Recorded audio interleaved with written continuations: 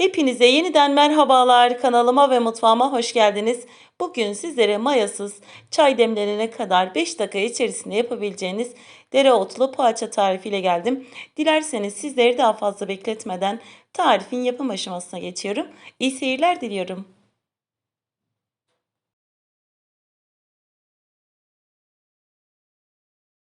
Poğaçanın hamuru için yoğurma kasesinin içerisine 100 gram margarin ya da tereyağı da kullanabilirsiniz. Bir su bardağı sıvıya 4 yemek kaşığı yoğurt ekliyorum. Daha sonra 2 adet yumurta beyazlarını hamurun içerisine, sarılarını da daha sonra poğaçaların yüzüne sürmek için ayırıyorum. Bir yemek kaşığı sirke ve bir paket kabartma tozu ekliyorum. Kabartma tozunun ardından bir tatlı kaşığı da tuz ekliyorum ve öncelikle çırpma teliyle bütün malzemeleri güzelce karıştırıyorum.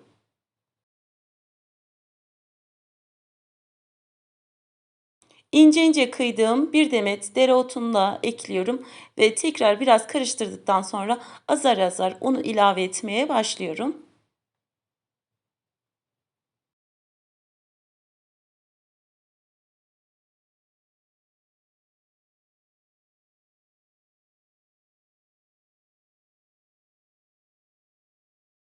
Ben hamur için toplamda 4 su bardağı un kullandım ama her zaman söylediğim gibi unun kalitesine göre, markasına göre değişiklik gösterebiliyor. Lütfen kontrollü ekleyelim.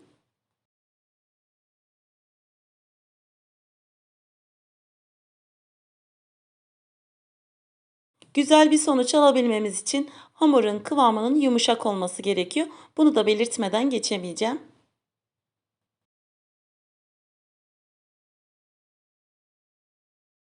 Hamuru yoğurduktan sonra hiç bekleme yapmadan 15 eşit bezeye bölüyorum.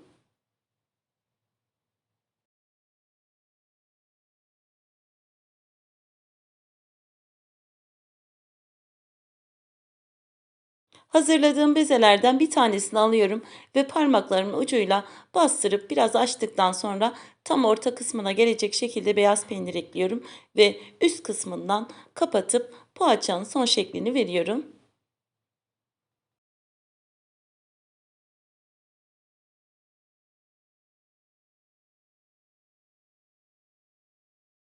Ben bu ölçülerden bu büyüklükte 15 tane poğaça yaptım ama eğer sizler isterseniz beze sayısını çoğaltıp daha fazla poğaça yapabilirsiniz.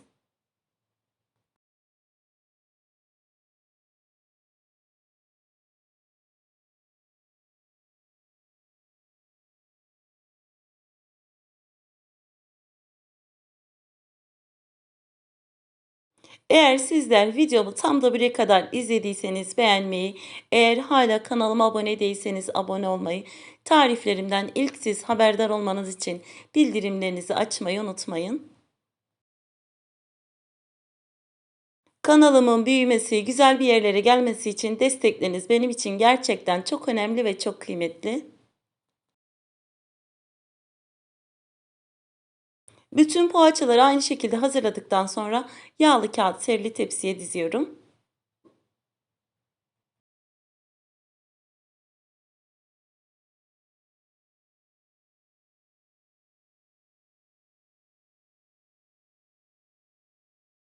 Poğaçaları tepsiye dizdikten sonra ayırdığım yumurta sarılarını bir fırça yardımı ile poğaçaların yüzüne sürüyorum.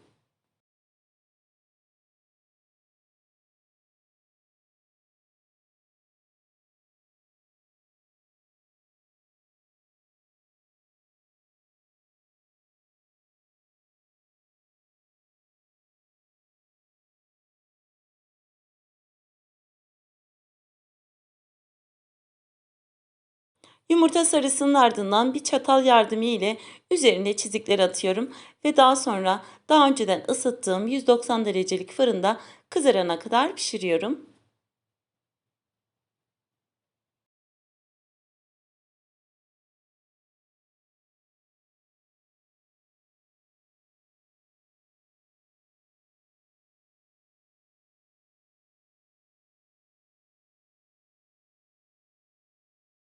Evet, benim fırınımda 190 derecede 25 dakikada istediğim gibi pişti. Sizin de gördüğünüz gibi poğaçalarımız nefis gözüküyor.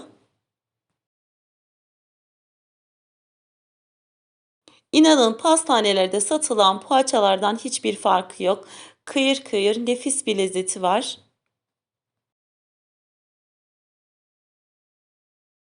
Bu poğaçaları bu şekilde hazırladıktan sonra soğutup derin dondurucuya atabilirsiniz. İstediğiniz zaman çıkartıp ısıtıp afiyetle tüketebilirsiniz. Yapıp deneyeceklere şimdiden afiyet olsun. Bugünlük de benden bu kadar. Yeni tariflerde, yeni videolarda görüşmek üzere. Hepiniz Allah'a emanet olun. Hoşça kalın.